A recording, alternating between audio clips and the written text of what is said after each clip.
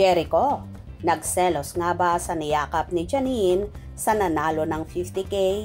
Nini, bumawi ng yakap kay Eko.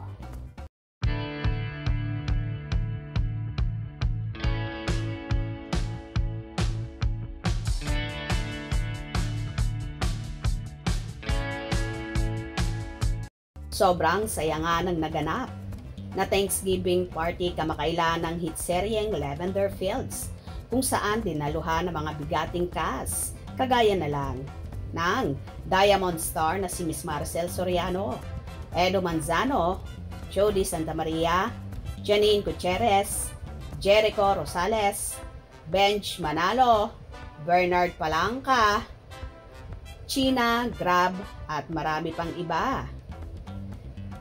Nakikanta pa nga at nakijamming si Eko, si Jody at si China at marami pang iba, habang si Janine naman ay nakisayaw din sa baba ng stage.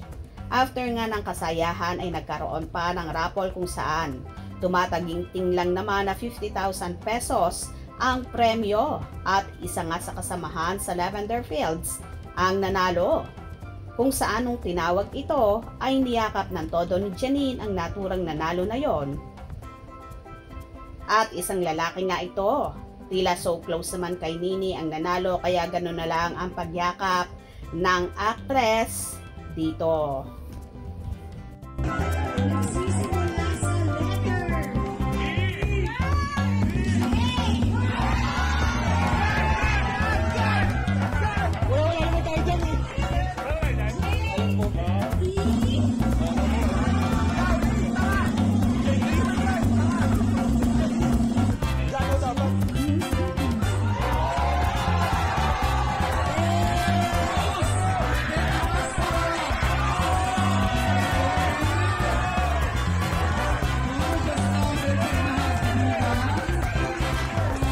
Gusto ko yung yakap kaysa sa 50,000.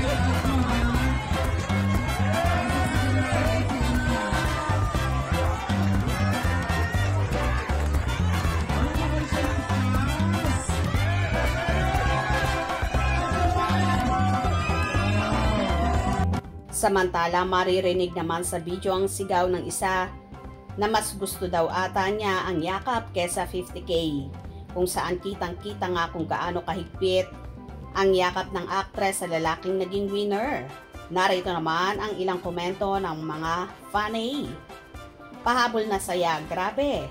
Pakinggan nyo, may nagsalita ng mas gusto ko ang yakap kesa 50K.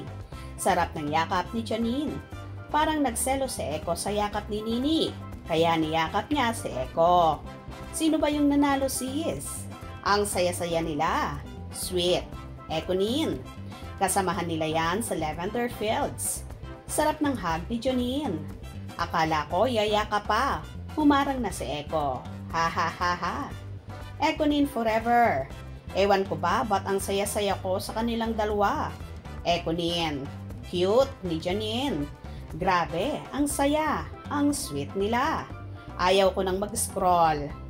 Di nakakasawang tingnan ang mga photos ng Ekonin. Sobrang kakakilig talaga. Kailan kaya sila aamin? Baka naman pag proposal na, tsaka sila aamin. Ekonin, itinadhana.